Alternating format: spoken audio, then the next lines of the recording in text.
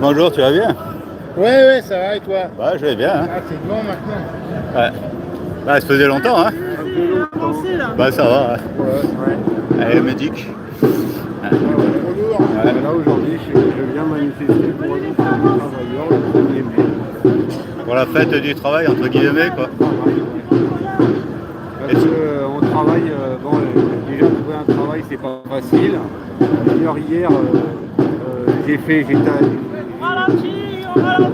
enfin hier, avant-hier et le jour encore, le dernier jour qui précède, j'ai travaillé chez un client particulier, on devait tailler une haie, on faisait que ça en 3 jours. Ouais. Et après, il fallait ramasser tous les rejets de haies. Et mon chef, il n'était pas content, non que j'avais fait mal mon travail, c'est parce que j'étais trop lent. Et je lui ai pourtant bien expliqué que moi, la vitesse au travail, c'était pas de tout repos. C'est-à-dire qu'à chaque fois au boulot, il faut aller vite, et en fait, c'est de la connerie. Donc, moi, je préfère prendre mon temps et faire bien les choses. Et ça sert à quoi les chefs, finalement? Ben, écoute, moi, je suis pas contre le fait d'avoir un chef, c'est bien en soi, parce que pour un simple salarié, ça me permet de faire bien correctement mon travail. D'arriver à l'heure au boulot. Le problème, c'est que voilà, le problème, on le connaît, on est gouverné par un système capitaliste, par des gens qui veulent gagner beaucoup d'argent. Par exemple, je sais que l'État, avec nos impôts, aide les grandes entreprises qui en ont vraiment pas besoin. Mon chef me dit, si tu veux qu'on te paye, il faut que l'entreprise gagne de l'argent. Je lui dis, mais l'entreprise, elle gagne de l'argent tant qu'elle existe, c'est que de l'argent, elle en gagne. Toujours. Et il me dit, oui, mais quand une entreprise coule, tu comprends que la première chose qu'elle fait, elle vire ses salariés. Bah, si l'entreprise ne gagne plus d'argent, si elle ferme la boutique, bah, forcément, ça ne sert à rien. Forcément qu'elle ne peut plus payer ses salariés. Mais moi, en tant que salarié, c'est pas mon problème. Moi, l'objectif, c'est de garder mon boulot et d'être payé à la fin du mois. Donc, que l'entreprise s'en sorte ou s'en sorte pas, c'est son problème. Donc voilà, moi j'arrive au boulot, je prends mon temps. Demain je vais faire du ménage à Colipos de Créteil. Et ben je vais pas me prendre la tête. Je vais prendre tout mon temps.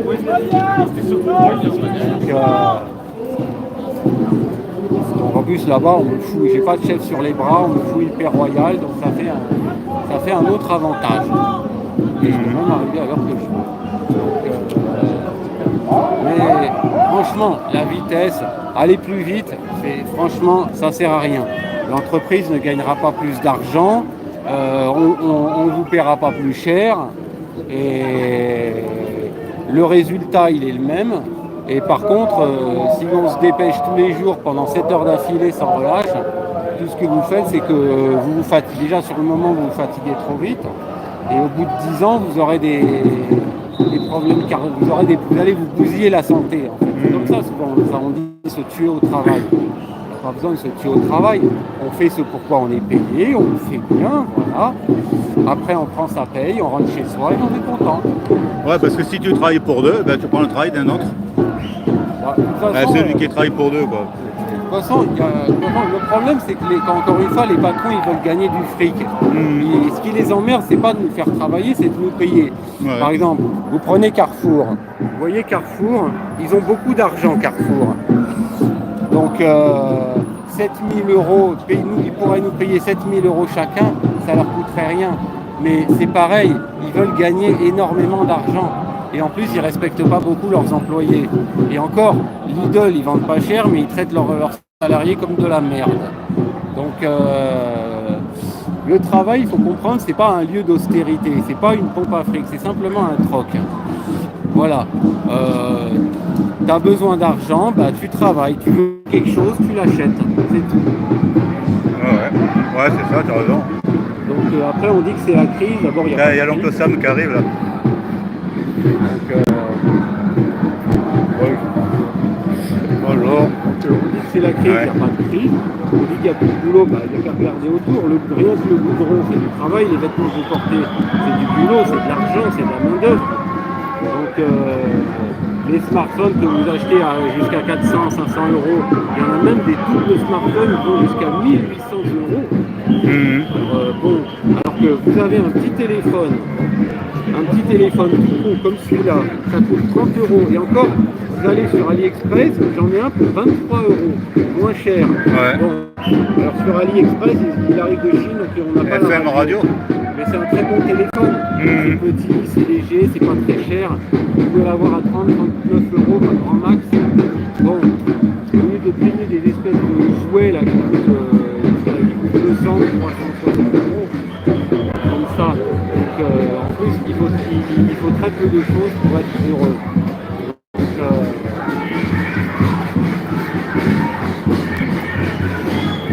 Donc, aussi, j'ai passé 10 jours dans le Jura. J'ai fait plus le Doubs que le Jura. Alors dans le Jura, on est limité à 80 km/h et dans le Doubs, on est limité à 90. Et j'ai même fait la frontière suisse. Je suis allé en Suisse. Alors bizarre. Alors déjà la Suisse, il faut savoir, c'est pas un vrai pays. C'est une région montagneuse. Comme vrai pays, il y a la France, l'Allemagne et l'Italie. Bon, la Suisse, théoriquement, ça devrait, en fait, en soi, ça ne devrait pas exister. C'est une région, voilà, encore une fois, c'est une région montagneuse. Et en plus, bon, alors en Suisse, ils ont le RIC, bon, déjà, je crois même plus en la démocratie, c'est-à-dire qu'il n'y a pas un pays qui est gouverné par son peuple. Le RIC, la démocratie directe, ça ne va rien nous apporter de plus. Et en Suisse, par exemple, les très riches, eh ben, ils ne payent pas d'impôts. Donc, par contre, d'après ce qu'on m'a dit, là-bas, on trouve du boulot et on est payé à peu près 3 000 euros. Et j'ai vu le franc suisse, c'est très proche de l'euro. Et comme ils sont ces trois pays qui sont à l'euro, et bien forcément, et ben, en fait, ils acceptent l'euro. Vous pouvez payer en franc suisse ou en euros. Donc, de toute façon, toutes les monnaies sont les mêmes. Donc, toutes les monnaies portent la même racine. Donc, 1 euro, c'est moins d'un franc suisse, je crois. 1 euro égale 1,29 $. 1,30 $ américain. Et après, je sais pas pour les dollars canadiens ou australiens, je devrais pas dire de conneries. Après, ça change avec le temps, hein, parce que bon, il y a le cours qui... Moi, personnellement, l'Europe, je suis pas contre. De toute façon, moi, il y a des frontières, mieux c'est. Donc, déjà, même, on ne devrait même pas avoir de nationalité. On devrait avoir le droit de circuler où on veut. Donc, et en plus, bon, par exemple, les radars, bon, je suis pas contre les radars. C'est fait pour rappeler le maximum de la vitesse autorisée. Par contre, je suis contre. Bon, le truc, c'est que le radar, il est fabriqué par une société privée. Alors, cette société, on peut la nationaliser, donc c'est pas vraiment un problème. Et par ailleurs, moi, ce dont je suis contre, c'est le rabaissement de limitation de vitesse. Par exemple, Hidalgo, bon, déjà le périph' parisien, il était limité à 70, même tous les périphs de chaque métropole sont limités à 90, le périph' parisien compris. Et on nous l'a d'abord réduit à 80, ensuite Delanoë nous l'a réduit à 70, et Delanoë et Hidalgo nous l'a encore réduit à 50. Bon, et ben en fait, alors contrairement à ce qu'on nous fait croire au niveau de la pollution, des accidents de la route, des bouchons, ça ne change rien. Mais le truc, c'est qu'on est en train de régresser. Et moi, je veux qu'on progresse. Donc, c'est pas en roulant moins vite qu'on va moins polluer ou qu'on fera moins d'accidents. Il faut arrêter vos conneries. Donc, là, maintenant, Hidalgo, elle a l'âge de la retraite, donc elle va prendre sa retraite aux prochaines municipales. Elle va laisser la place à Rémi Féraud. Et bon, alors Rémi Féraud, s'il est plus socialiste qu'Hidalgo, je ne sais pas s'il est plus socialiste qu'Hidalgo. Ce qui est sûr, c'est que le Parti socialiste, ils n'ont jamais été socialistes. Même Mitterrand, c'était un opportuniste. Donc, comme tous les politiques. Mais après, c'était pas le pire. Hein. Donc, mais c'est plus Badinter que Mitterrand qui a quand même aboli la peine de mort. Donc, par contre, bon. Bonjour. Par contre, si Rémi Féraud, il nous remet le périph' à 70, s'il rachète tous les appartements parisiens et qu'il laisse plus personne dormir dehors, et ben là, je pense que je réfléchirai à 2 fois avant de voter pour lui.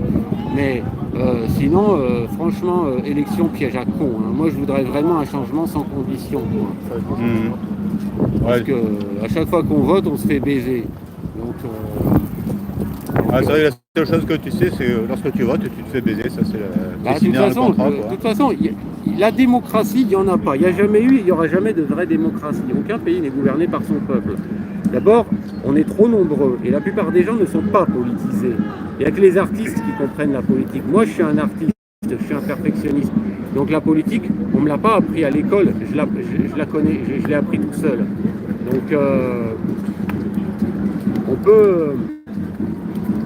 Un vrai socialiste, un vrai communiste, il n'est pas dans... Ah, t'es en interrogation? Ouais, là j'ai fait un interrogatoire. Un vrai socialo-communiste, il n'est pas dans les partis politiques. Jaurès était un vrai socialiste, c'est pour ça qu'on l'a assassiné. Lui, il avait les yeux ouverts, et il était contre la guerre de 14-18. Je suis même allé dans le café où on l'a assassiné. Donc, mais bien plus tard, quoi. On l'a assassiné, en fait, je crois, pratiquement au moment où commence la guerre de 14-18. Il est mort en 1914, je crois. Après, je ne suis pas à 100% sûr de ce que je dis. Mais oui, 14-18, c'était une guerre pour le fric. Mais par exemple, en revanche, 39-45, ça, c'était une juste cause. Parce qu'on s'est battu contre le nazisme, on s'est battu contre un génocide, on s'est battu contre un empire, l'empire du Japon. Donc on s'est battu contre la dictature de Mussolini. Mais après, il y avait aussi l'Alsace et la Lorraine à récupérer. Hein. Alors l'Alsace, la Lorraine, je suis moins sûr, mais l'Alsace, c'est plus allemand que français. Parce qu'en fait, on est tous... Avant Adolphe Thiers, c'était pas le cas, quoi. Mais 1870. Par exemple, déjà, les noms des villes et des habitants sont des noms allemands. Strasbourg, ça veut dire ville sur route.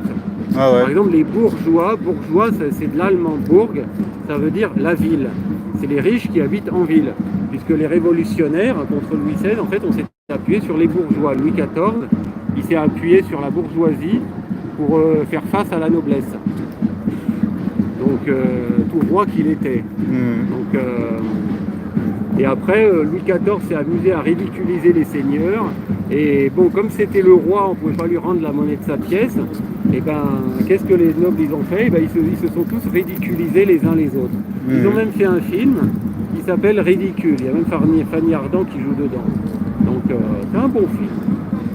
Mais très honnêtement, bon, non, ce qu'il nous faudrait, c'est en fait des lois sur l'écologie et sur le social. Par exemple, la voiture électrique, je suis absolument pas contre, ça marche très bien.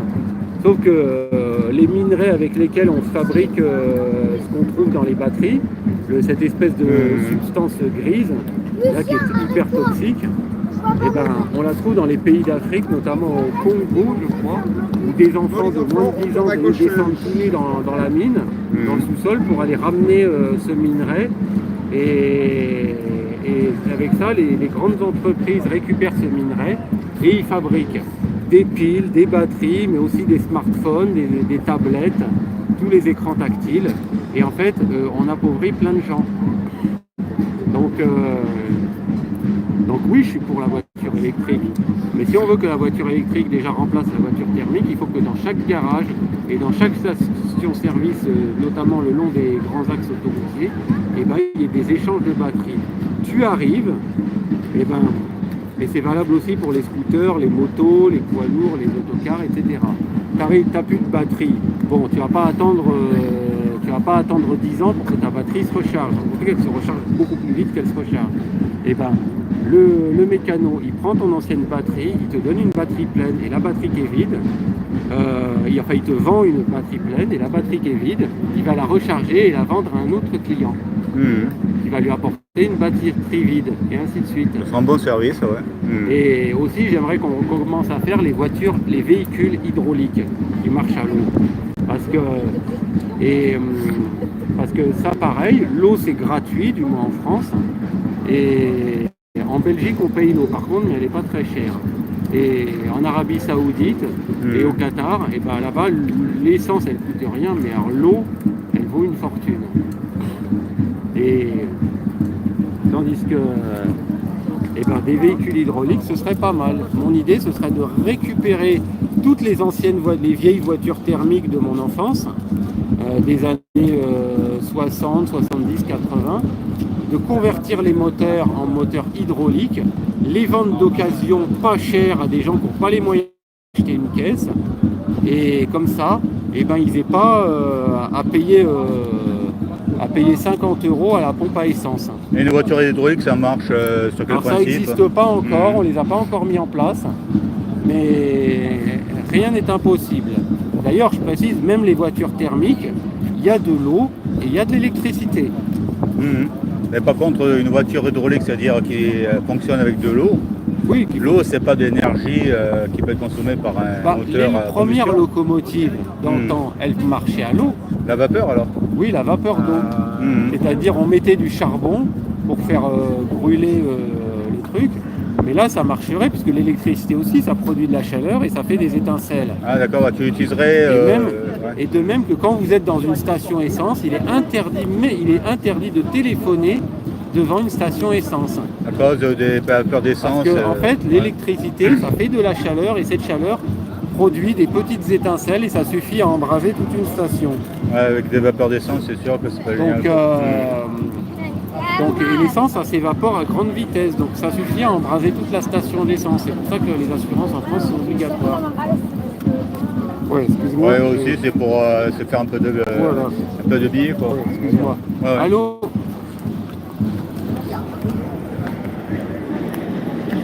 Attends, Ah, si tu veux, je te laisse. Ouais.